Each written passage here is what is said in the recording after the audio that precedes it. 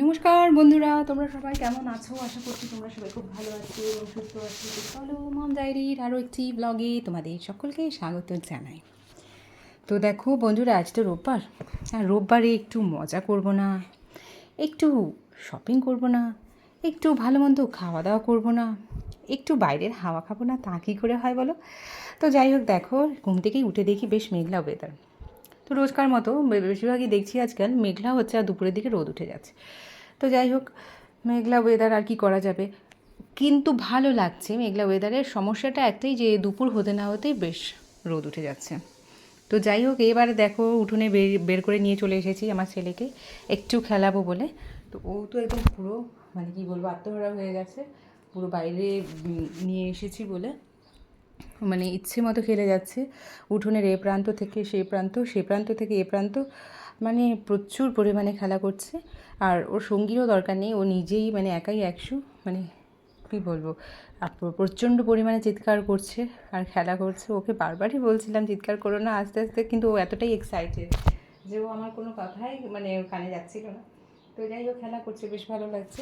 কিন্তু এই খেলাটা অবধি তো ঠিক আছে, সেই তো ওকে উঠোনে নিয়ে গেলে ওর একই কাণ্ড। সেই ওই গ্যারেজের ভেতরে ঢুকবে, ওখানে উঠোনের একটা পার্ট ভাঙা আছে, ওখানে থেকে বালি বেরোয়।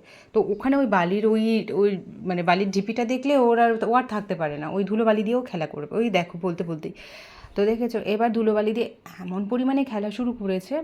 শুধু খেলছে সেটা নয়, ও কিন্তু খেলতে খেলতে পুরো নিজের মাথা গায়ে হাতে পায়ে কোথাও বাদ নেই, মানে ও ছড়িয়ে ছিটিয়ে একাকার। তো যাই হোক, এবার তো ওকে ঘরে নিয়ে যেতে হবে। অনেক পটিয়ে পাটিয়ে কিন্তু দেখো ওকে স্নানের কথা বলে আমি কিন্তু অ্যাট লাস্ট ওকে ঘর অবধি নিতে একদম সফল হয়ে গেছি। আর এই দেখো, এখানে নিজে নিজেই সিঁড়ি দিয়ে উঠে যাচ্ছে, ওকে আর বলতে হচ্ছে না দ্বিতীয়বার যে চলো ঘরে যাই। ও দেখো, তোমরা দেখতেই পাচ্ছ। আর তোমাদের বলেছি না, ওয়েদারটা একটু মেঘলা, দেখো সিঁড়িটা মানে উঠছে, যে দেখলেই বুঝতে পারবে একদম ভর দুপুরে মানে মানে করিডোরের কতটা অন্ধকার। তো এই তো এবারে কিন্তু করে ওকে অনেক পুটিপাটি বেশ নিয়ে চলে এসেছি। ওকে স্নান টান করিয়ে পুরো একদম দুপুরে খাওয়া দাওয়া সেরে আমরা সবাই রেস্ট করে একদম উঠে ভাবলাম যে না, বিকেলে তখন প্রায় 5টা মতো বাজে, আমি ভাবলাম না তখন একটু বড়া বানিয়ে ফেলি। এখন বড়া বানানো হঠাৎ শুরু করেছি, কারণ হচ্ছে 5টা কলা ঘরে পড়ে রয়েছে, আর আমার ছেলে কিছুতেই বড়া খাচ্ছে না। তো 5টা কলা এখনও নষ্ট হয়নি, কলাগুলো ফেলে দেবো। আর তো ভাবলাম না, এক কাজ করি, বড়া বানিয়ে ফেলি। আর ছেলেও ভালো খায়, আর হাজব্যান্ডও ভালো খায়, আর আমিও ভালো খাই। তো ভাবলাম না, এটাই বেটার হবে। তারপর দেখো, একটু কলা টলার বড়া বানিয়ে সেই বড়া খেয়ে আর একটু চা খেয়ে তারপর কিন্তু আমরা বেরিয়ে পড়ছি একটু, মানে মার্কেটে বলবো না, আমরা বেরিয়ে পড়ছি একটু রাস্তায়। তো এবার দেখো, এই যে রেডি হয়ে গেছি, ছেলে তো প্রচণ্ড খুশি, বাইরে বেরোবেও, মানে রেডি করে দিয়েছি, আর কি চাই। আর ওদিকে দেখো আমিও রেডি, পুরো আমরা কিন্তু 3জনে পুরো রেডি হয়ে বেরোনোর পালা। আর ছেলে এদিকে অস্থির, কখন বেরোবে ও, মানে ওর জুতো নিয়ে দৌড়োদৌড়ি শুরু করে দিয়েছে।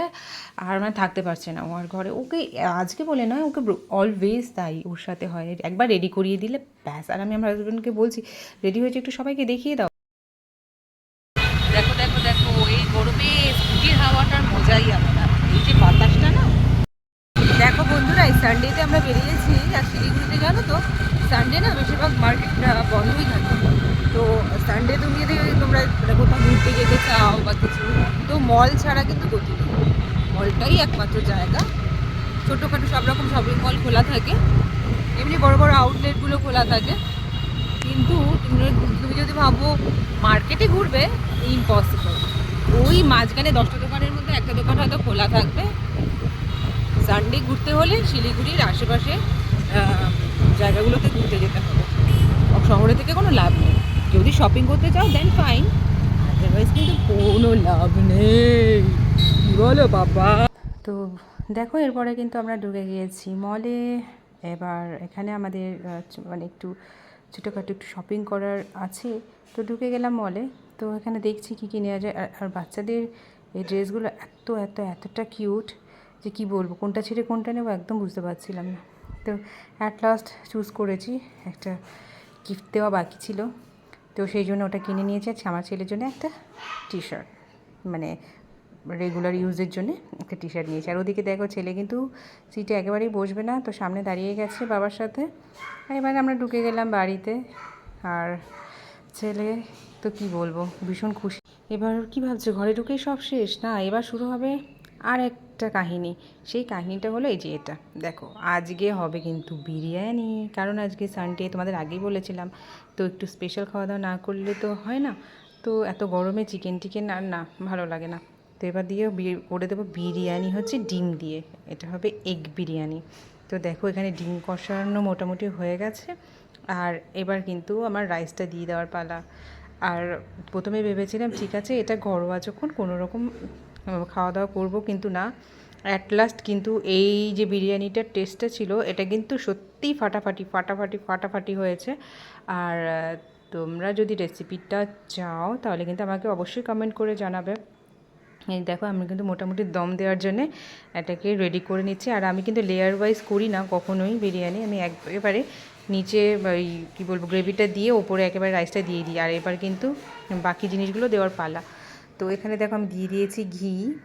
আর এখন একটু দেবো হচ্ছে এই যে বেরেস্তা, মানে পেঁয়াজ মানে পেঁয়াজটা যে ভেজে রেখেছি সেই পেঁয়াজটা কিন্তু এখন এই যে দিয়ে দিচ্ছি। আর এরপরে মানে দমে বসাতে হবে। আর দমটা যত বেশি দেবে বিরিয়ানির টেস্টটা আরও ততটাই বাড়বে। তো এই দেখো দম মোটামুটি আমার রেডি, মানে গুছিয়ে নেওয়া হয়ে গেছে। এবারে কিন্তু ঢেকে দেওয়ার পালা। তো দেখো এবার হ্যাঁ, দুটো জিনিস আরও বাকি রয়েছে। এবারে কিন্তু ওই বিরিয়ানির যে মশলাটা, আমি কিন্তু এবার বিরিয়ানির মশলাটা এটাতে দিয়ে দেবো। তার আর মোটামুটি বাকি সব এটা দেওয়া হয়ে গেছে। ঘি, বেরেস্তা, আর এখানে না আমি দুধ আর কেশরের যে মিশ্রণটা ওটা কিন্তু ইউজ করিনি, যেহেতু এটা এগ বিরিয়ানি আমি ওটা ইউজ করিনি। কিন্তু বিরিয়ানির টেস্টটা তোমাদের আমি কি বলবো, হয়তো ভাববে হয়তো নিজে বানিয়েছি এত বলছি, কিন্তু না, সত্যিই মানে কেউ বুঝতে পারবে না যে এটা অ্যাকচুয়ালি চিকেন বিরিয়ানি নয়। মানে সত্যি আমার তো ভীষণ ভালো লেগেছে। আর যাই হোক, এই যে ফাইনাল লুকটা তোমরা দেখো, আশা করি বুঝতে পারবে। ভাতটাও দেখো যেমন ঝরঝরে হয়েছে, মানে কি বলবো, আমি যেমনি চেয়েছিলাম একদম পারফেক্ট হয়েছে। তো খেয়ে দিয়ে পুরো পেট শান্তি হয়ে গেছে সবার। আমার ছেলেও কিন্তু বিরিয়ানি খেয়েছে, আজকে রাতে আমি ওকে কিন্তু বিরিয়ানি খাইয়েছি, শুধু ওপরের থেকে রাইস আর আলুটা নিই। তো ঠিক আছে চলো বন্ধুরা, ব্লগটা আর না বাড়িয়ে আমি এখানেই শেষ করছি। তোমরা কিন্তু আমার এই ব্লগটিকে লাইক কমেন্ট শেয়ার করে দিও, আর আমার ইউটিউব চ্যানেলটিকে অবশ্যই সাবস্ক্রাইব করে দিও। আর দেখা হবে তোমাদের সাথে নেক্সট ভিডিওতে। আর তোমরা কিন্তু লাইক কমেন্ট করতে ভুলো না, প্লিজ প্লিজ প্লিজ, তোমাদের অনেক সাপোর্ট চাই। বাই, ভালো থেকো।